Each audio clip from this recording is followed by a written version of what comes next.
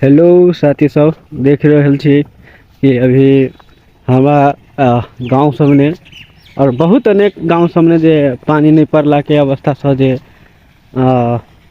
कह पड़े जे खेती नहीं भऽ रहल छै। तेनाहिते हमरा सबके देखे छी या खेत में हरियर हरियर देखाइए, लेकिन ज़्यादा नहीं घास देखाइए, कैलाकि जे सुविधा पानी के छै तै के लऽ कऽ पटेली तै के वजह से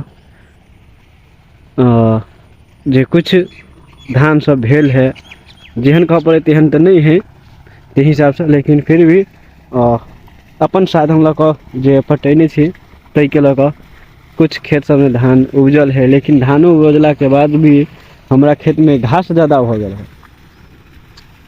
तो किसान सबके भी बुझते छी किसानी करऽ पड़ै छै, और एहन में एक ऊपर वाला साथ नहीं दै है, एक नीचे वाला सेहो नहीं साथ दै है।